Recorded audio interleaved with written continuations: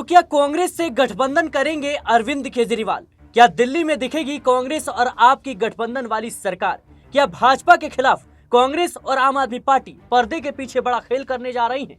जहां एक तरफ अरविंद केजरीवाल की आम आदमी पार्टी चुनाव से पहले 60 से ज्यादा सीटों पर जीत का दावा कर रही थी, वहीं एग्जिट पोल के तमाम दावों ने कहीं ना कहीं पार्टी के आत्मविश्वास को गिरा दिया है। और जाहिर सी बात है, जिस तरीके से अरविंद केजरीवाल की पार्टी को लेकर ये लगातार अनुमान लगाए जा रहे हैं कि उनकी पार्टी बहुमत के आंकड़े से दूर नजर आ रही है। पेच फंस सकता है, एक आध सीटें इधर उधर हुई तो भाजपा दिल्ली में सरकार बना लेगी और ऐसी स्थिति में जरूरत पड़ेगी कांग्रेस पार्टी की, क्योंकि कांग्रेस पार्टी की भी 3 से 4 सीटों पर जीत दिखाई जा रही है।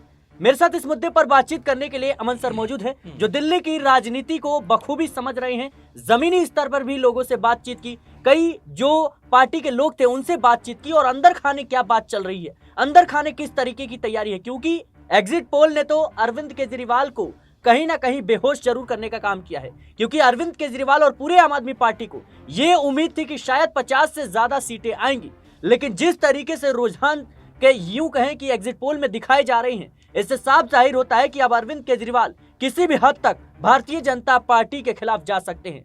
उन्हें गठबंधन करना पड़ेगा कांग्रेस पार्टी से और कहीं ना कहीं सरकार बचानी पड़ेगी। मेरे साथ अमन सर मौजूद हैं। सर, आपका बहुत बहुत स्वागत है। सर, जिस तरीके से लगातार एग्जिट पोल में दावे किए जा रहे हैं कि भारतीय जनता पार्टी की सरकार दिल्ली में बन रही है, क्या लगता है आपको कि अरविंद केजरीवाल अगर एक आध सीटों से इधर उधर जो है कहीं ना कहीं होते हैं तो क्या कांग्रेस का सहारा लेते हुए नजर आएंगे? वही कांग्रेस पार्टी जिसके खिलाफ पूरा चुनाव इस समय अरविंद केजरीवाल लड़ते हुए नजर आए थे। देखिए, बिल्कुल दिल्ली की बात करें सिराज, जाहिर बात है कि यहाँ पर अभी भी कह सकते हैं कशमकश जारी है, अभी भी कशमकश बाकी है, क्योंकि रिजल्ट का दिन जो है अभी एक दिन दूर है। तो ऐसे में सभी लोग ये बाजीगरी लगा रहे हैं, सभी लोग ये जादूगरी कर रहे हैं कि कैसे वो बहुमत के करीब आ जाए। ऐसे में आम आदमी पार्टी जो लगातार ये बात कह रही थी कि भाई हमारे हाथ में 55 से 50 सीटें तो आ ही रही हैं, इससे कम में हम नहीं जाएंगे, लेकिन अब जो एग्जिट पोल सामने है और जो अनुमानित तौर पर हम लोग भी बात कर रहे हैं कि 40 से 45 सीटें आम आदमी के पक्ष में आ सकती है। अब ऐसे में अगर 4-5 सीटें और कम हो जाए, यानी कि अगर ये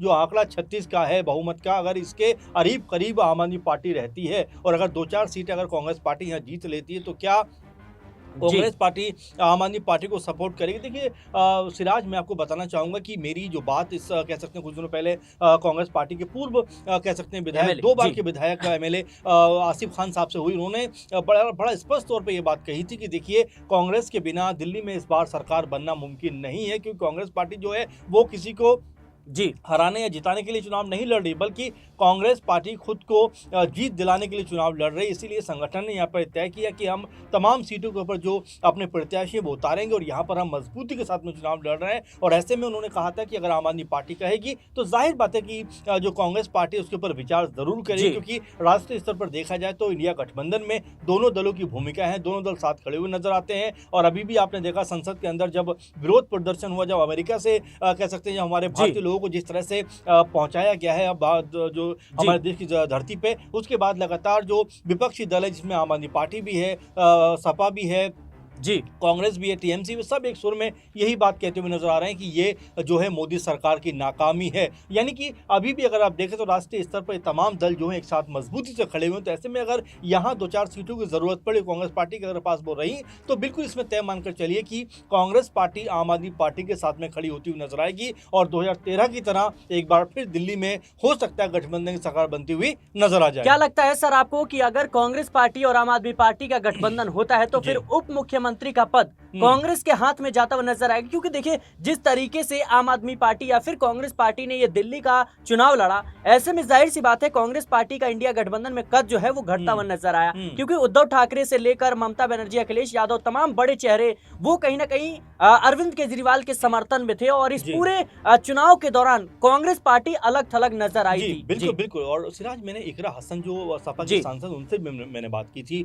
और उन्होंने भी ये बात कही थी कि देखिए, राष्ट्रीय स्तर पर हम लोग एक साथ चुनाव में खड़े हैं, जी। एक साथ तमाम मुद्दों के ऊपर एकजुट हैं, लेकिन राज्य स्तर पर सबकी अपनी अपनी स्थिति होती है। सब अलग अलग अगर लड़ना चाहते हैं तो उसमें हम कुछ कर भी नहीं सकते, क्योंकि सबकी अपनी एक विचारधारा होती है, सबका अपना एक वोट होता है, वोट बैंक होता है, उसी आधार पर पार्टियां तय करती हैं। क्योंकि अगर एक साथ लड़ते, इकरा हसन ने यह भी कहा था कि अगर एक साथ लड़ते तो ज्यादा बेहतर होता। और देखिए तमाम जो लोगों से हमने बात जी। की, जमीनी स्तर पर जब हम गए, ग्राउंड जीरो पर जब हम पहुंचते हैं, तो ग्राउंड पर जाकर लोगों से बात करते हैं, तो लोगों का यही कहना आ जाता है कि भाई कांग्रेस पार्टी, आम आदमी पार्टी को एक साथ मिलकर चुनाव लड़ना चाहिए था। और ऐसे में अगर दिल्ली में सिराज, अगर दोनों पार्टियां जी। एकजुट होकर चुनाव लड़ी होती तो यहां पर आप ये मानकर चलते कि बीजेपी की हार तय मानी जाती, क्योंकि जो वोट शिफ्ट होगा आम आदमी पार्टी का ही शिफ्ट होगा कांग्रेस तरफ में। तो ऐसे में बीजेपी का जो वोट है वो जस का तस रहने वाला है। तो फिलहाल फायदा इन दोनों दलों को होता हुआ नजर आता है। सर, अब राहुल गांधी और संदीप दीक्षित के बारे में बात करना काफी जी। ज्यादा जरूरी है, क्योंकि जहां एक तरफ अरविंद केजरीवाल के खिलाफ राहुल गांधी थोड़े नरम जरूर नजर आए, लेकिन हमले किए उन्होंने। लेकिन संदीप दीक्षित तो सीधे तौर पर तू तड़ाक पर आ गए थे, और देखिए, ऐसे जैसे गली में बच्चे जो है आपस में लड़ते हैं। क्या जी। लगता है आपको इन तमाम चीजों के बाद भी राहुल गांधी अरविंद केजरीवाल को स्वीकार करेंगे? देखिए, मैं ये कहूँगा सिराज की राजनीति एक ऐसी चीज़ है जहाँ पर आप बहुत सारी चीज़ें कहते हुए, बोलते हुए नजर आते हैं, जी। लेकिन इसका मतलब ये नहीं है कि आपकी रंजिश हो जाती है, आपकी दुश्मनी आपस में हो जाती है, क्योंकि सब राजनीतिक तौर पर कहीं ना कहीं अपने आप को आगे बढ़ाना चाहते हैं। लेकिन फिर भी मैं ये कहूँगा कि दुश्मनी जम के करो, मगर इसका ख्याल रहे कि जब कभी फिर दोस्त बने तो शर्मिंदा ना होना जी, पड़े। बिल्कुल, तो कुल बिल्कुल। मिलाकर यहाँ पर जो बात आपने कही है कि संदीप दीक्षित ने जिस तरह से कड़वे शब्दों का प्रयोग किया, देखिए बिल्कुल राजनीति को एक बेहतर माहौल में किया जाना चाहिए, मुद्दों की बात की जानी चाहिए, एक दूसरे के ऊपर पर्सनल कमेंट से बचना चाहिए। क्योंकि आपने देखा बीजेपी के चाहे रमेश बिधूड़ी हो या और तमाम नेताओं जिस तरह से पर्सनल कमेंट करते हुए नजर आए, उसमें खुद बीजेपी को हस्तक्षेप करना पड़ा कि भाई ऐसे शब्दों का प्रयोग नहीं किया जाना चाहिए। तो ये राजनीति यहाँ पर अपना कह सकते हैं हित साधने के लिए, अपने आप को मजबूत करने के लिए एक दूसरे के ऊपर पार्टियां आरोप लगाती है। लेकिन फिर भी अगर मैं पूरे आकलन को देखूं सिराज, तो नजर मुझे यह आता है कि आम आदमी पार्टी अभी भी मजबूत पोजीशन में है। और मेरे ख्याल से तो ऐसा लगता है कि आम आदमी पार्टी को लगभग 40 से 45 सीटें लेकिन तो सर, आराम से मिल रही हैं। जी, लेकिन आपने जिस तरीके से कहा कि 40 से 45 सीटें आम आदमी पार्टी को मिलती नजर आ रही है, लेकिन जाहिर सी बात है कि आम आदमी पार्टी दिल्ली में एक मजबूत कहीं ना कहीं स्थिति में जरूर है। लेकिन जिस तरीके से आखिरी दौर में भारतीय जनता पार्टी ने पूरे समीकरण को बदलते हुए नजर आई, और जमीनी तौर पर जिस तरीके से भारतीय जनता पार्टी आक्रामक नजर आई, लेकिन हमें ये नहीं भूलना चाहिए सर कि भारतीय जनता पार्टी जो है वो विधायकों को तोड़ने में माहिर है। खास तौर पर मणिपुर में जिस तरीके से जेडीयू के 6 विधायक थे, 5 विधायक भारतीय जनता पार्टी में शामिल हो जाते हैं, कि जबकि नीतीश कुमार उन्हीं के कह सकते हैं समर्थक है। लेकिन जिस तरीके से चुनाव से पहले स्वाति मालीवाल जो है अरविंद केजरीवाल के खिलाफ हो जाती हैं, जो कैलाश गहलोत है वो तो मंत्री थे और वो पार्टी छोड़कर भारतीय जनता पार्टी में शामिल हो जाते हैं। ऐसे कई चेहरे हैं जो अरविंद केजरीवाल के भरोसेमंद साथी थे, लेकिन वो भारतीय जनता पार्टी में चले गए। क्या लगता है आपको कि अगर अरविंद केजरीवाल 40 सीट भी जीतते हैं, सरकार बनाने की स्थिति में भी होते हैं, तो क्या ये डर उनके मन में होगा कि उनकी पार्टी टूट सकती है और इसी लिहाज से कांग्रेस पार्टी अहम हो जाती है? देखिए सिराज, आपको याद होगा कि जब 4-6 महीने पहले की बात है, अरविंद केजरीवाल ने एक नहीं 2 बार ये बात कही थी कि बीजेपी के जो लोग हैं वो उनके एमएलए को खरीदना चाहते हैं, यहाँ तक कि करोड़ रुपए देने का लालच कहीं ना कहीं देते हुए नजर आए थे। ये बात अरविंद केजरीवाल की तरफ से कही गई थी। तो बिल्कुल आपकी बात से मैं सहमत होऊंगा इस मामले में कि बीजेपी जो है पूरी तरीके से अपना जाल बिछाती है, अपने जाल में लोगों को फंसाती है, और यहाँ तक कहा जाता है कि विधायकों को खरीदने का काम करती है। आपने देखा कि प्रियंका गांधी ने जब अपनी पहली स्पीच दी थी उसमें भी ये बात कही थी कि बीजेपी को एमएलए खरीदने से फुर्सत मिले तब विकास की तरफ उनका ध्यान जाएगा। यानी कि एक तरीके से कहा जा सकता है कि बीजेपी को ये महारत है कि वो कह सकते हैं बाकी दलों को तो छोड़िए, अपने ही सहयोगी दलों के जो लोग हैं उनको भी अपनी पार्टी में मिला लेती है। और आपने सही एग्जांपल दिया मणिपुर का, जहां पर 6 में से 5 जो विधायक थे वो बीजेपी ने अपनी तरफ कर लिए। तो इसमें कोई दो राय की बात नहीं है कि अगर यहाँ आंकड़ा कम रहा, जी, यानी सत्ता में अगर आम आदमी पार्टी रही 40 या हम जो आंकड़ा लगा रहे हैं 40-45 के आसपास, तब भी हो सकता है कांग्रेस पार्टी बिना शर्त एक तरीके से आम आदमी पार्टी को समर्थन देती हुई नजर आ जाए। क्योंकि देखिए कांग्रेस पार्टी के लिए खोने के लिए कुछ नहीं, अगर यहाँ पर 2-4 सीटें भी उनको मिलती हैं और सत्ता में आने का मौका मिलता है तो मेरे ख्याल से वो इसको चुनना चाहेंगे। AIM को लेकर आपकी क्या राय है?